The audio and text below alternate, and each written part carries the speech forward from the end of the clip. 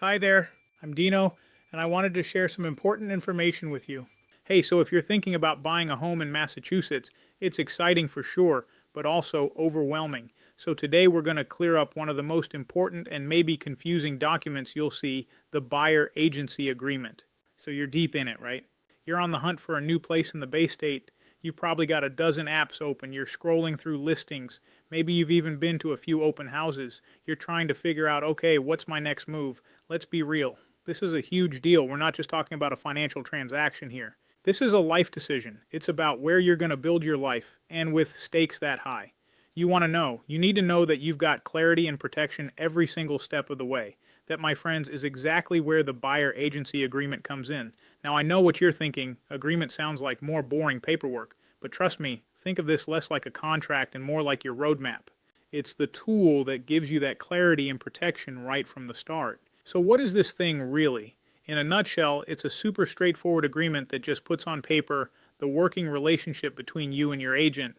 That's it. It just spells out what they're going to do for you so everybody is on the same page. No confusion. Lean in for this next part. Seriously, if you only remember one single thing from this entire explainer, I want it to be this. This is the absolute heart of the matter. When you sign a buyer agency agreement, your agent stops being just a person who shows you houses and becomes your advocate. They're officially 100% on your team. They're in your corner fighting for your best interests. And this isn't just some nice, friendly understanding, it's a legal commitment. And this right here, this is why it's such a game changer. Without this agreement, things can get murky with it. The lines are crystal clear. The seller's agent, their legal duty is to get the best deal for the seller. But your buyer's agent, they are legally bound to fight for the best price and the best terms for you. It removes all doubt about who's really working for who. Okay, so we get it. It's important, but what are you actually signing? What are the nuts and bolts of this thing? Let's peel back the layers and look at what's inside a standard Massachusetts agreement. You're basically going to see four key things. First is representation. That just makes it official. The agent works for you. Then you've got responsibilities. This spells out what they're actually going to do for you. Third, and this is a big one, is compensation. It explains exactly how the agent gets paid, so it's all transparent. In Massachusetts, there are a few ways a buyer's agent can be paid, and we'll always explain this up front before you're surprised. Most commonly, the buyer agent's fee is handled through the transaction, often paid from the seller side or negotiated as part of the offer. But here are the main options you'll see. 1. Seller offered compensation. Most times, the listing side is offering compensation to a buyer agent. 2. Negotiated in the offer. If compensation isn't offered or isn't enough, we can negotiate it as part of your offer terms. 3. Seller concession or credit. We can ask the seller to give you a credit at closing, and that can help cover agent compensation depending on the structure and lender rules. 4. Buyer paid at closing.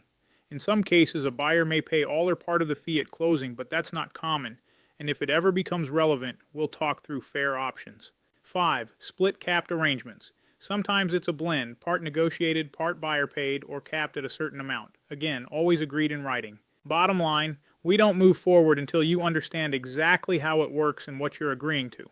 Our job is to protect you, negotiate hard, and make sure you're comfortable with the plan. Once you are comfortable with all the terms on the table, we will submit the offer, and if it gets accepted, this is the timetable that we will follow. And finally, duration. That just sets the time frame for how long you'll be working together. Once your offer is accepted, we typically have about 10 days to complete inspections. We schedule the home inspection right away. If the inspection results are acceptable or we negotiate repairs credit successfully, then around day 10 we sign the purchase and sale agreement, P&S. After the P&S is signed, closing is often about 30 days later. So from accepted offer to closing, you're usually looking at roughly 40-45 days from start to finish, depending on the lender, appraisal, title work, and the exact terms we negotiate. If you want, I'll map out your exact timeline and compensation plan for the home you're looking at. No pressure, just clarity.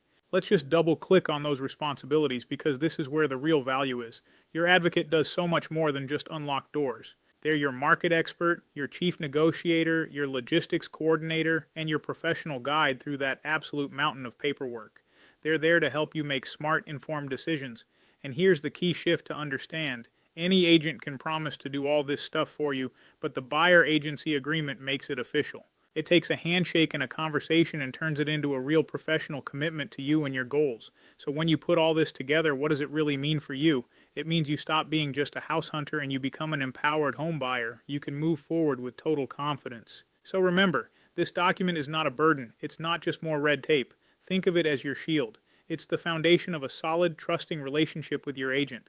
And honestly, it's the very first real step you can take toward buying a home with confidence. In the end, you deserve an agent who acts as your advocate, protecting your money and your peace of mind. Don't leave your biggest investment to chance. Choose an advocate. I look at homes differently than most realtors do. I look at them with a set of contractor eyes, so I'm looking for structural integrity. I'm looking for wood destroying insects, looking for termite damage. We're looking for anything that can compromise the integrity of the structure. We'll take a look at the sills. We'll do a soft home inspection, so when we walk through, we're going to start in the basement and work our way up because, honestly, if the structure is fine, we can work with everything else. But if we have structural issues, that's a big concern. It could be a big ticket item, so finding them before we submit an offer or spend money on a home inspection is well worth it. If you want more information, let's have a conversation. Feel free to call me at 339-933-6189. Thank you so much.